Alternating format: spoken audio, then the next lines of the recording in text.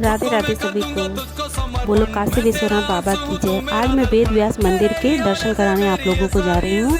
महर्षि वेद व्यास का मंदिर वाराणसी क्षेत्र के शाहपुरी में स्थित है। और ये रहा मंदिर, ये मंदिर का गेट है। मंदिर की शिवलिंग की ऐसी मान्यता है कि ये मंदिर प्रतिवर्ष थोड़ा थोड़ा करके बढ़ता रहता है। और मंदिर के अंदर शिवलिंग जो है काफ़ी विशाल है। आप लोगों को दर्शन कराती हूँ इसके। ये देखिए भगवान भोलेनाथ का मंदिर और ये शिवलिंग। सावन मास में और शिवरात्रि में यहाँ काफ़ी भीड़ होती है, आप देख सकते हैं। मंदिर के प्रांगण में छोटी छोटी और भी कई देवी देवताओं की मूर्तियाँ स्थापित हैं, उसके भी मैं दर्शन आप लोगों को कराऊंगी। आइए अब चलते हैं इस मंदिर की प्राचीनता की ओर और इसकी कहानी की ओर। इस मंदिर की स्थापना महर्षि वेद व्यास ने की थी, इसलिए इस मंदिर को महर्षि वेद व्यास मंदिर के नाम से जाना जाता है।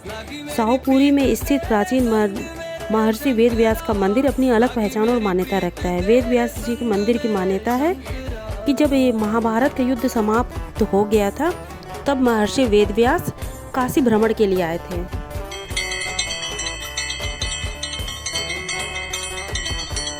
उस समय उन्होंने बाबा विश्वनाथ के दर्शन पूजन किया, पर भोले बाबा से उनको कोई उत्तर नहीं मिला। लेकिन तब भी वो वहाँ कई दिनों तक भूखे प्यासे रहकर बाबा भोलेनाथ के उत्तर की प्रतीक्षा में वहाँ कई दिनों तक विराजे रहे। लेकिन जब उनको कोई उत्तर नहीं मिला तो इससे वो नाराज़ हो गए और उन्होंने काशी विश्वनाथ बाबा को श्राप दे दिया कि उनका दर्शन पूजन निष्फल हो जाए। इसके बाद महर्षि वेद व्यास वहाँ से थोड़ी ही दूर पर स्थित शाहपुरी क्षेत्र में सुंदर वन के नाम के स्थान पर आकर तपस्या करने लगे। इस क्षेत्र को ही वो काशी बनाना चाहते थे और इसी संकल्प से वो तपस्या करने लगे। उधर जब बाबा विश्वनाथ अपनी समाधि से उठे तो उन्हें व्यास मुनि का ध्यान आया। उन्होंने तत्काल देवी माँ अन्नपूर्णा को व्यास मुनि के पास भेजा। देवी माँ अन्नपूर्णा वेश बदल कर आई और 56 प्रकार का प्रसाद लाकर महर्षि वेद व्यास को भोग लगाया। ऋषि ने अपनी तेज से उन्हें पहचान लिया और उनका प्रसाद वापस कर दिया। बाद में अपने पिता को श्राप से मुक्त कराने के लिए भगवान गणेश जी ने उनकी तपस्या की। गणेश जी की तपस्या के बाद व्यास मुनि का गुस्सा शांत हो गया। उसके बाद उन्होंने काशी विश्वनाथ को श्राप से मुक्त कर दिया। वहीं गणेश जी को महाभारत की रचना में खुद लिखने के लिए भी तैयार कर लिया। उसी समय से व्यास मुनि को वहाँ भोजन बनाकर चढ़ाने की परंपरा प्रारंभ हो गई। उसी के बाद यहाँ पे व्यास शिवलिंग की स्थापना हुई। इस शिवलिंग की विशेषता, जैसा कि मैं पहले भी बता चुकी हूँ, कि ये शिवलिंग हर साल थोड़ा थोड़ा बढ़ता है।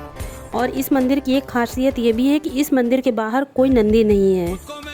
ऐसी मान्यता है कि काशी विश्वनाथ बाबा के दर्शन के बाद जब व्यास शिवलिंग का दर्शन किया जाएगा तभी विश्वनाथ बाबा के दर्शन का फल मिलता है और दर्शन तभी पूर्ण माना जाएगा जब व्यास शिवलिंग के दर्शन पूजन इत्यादि किया जाएगा। सावन में और शिवरात्रि के समय यहाँ विशेष रूप से भीड़ रहती है। ये रही कथा व्यास मंदिर की।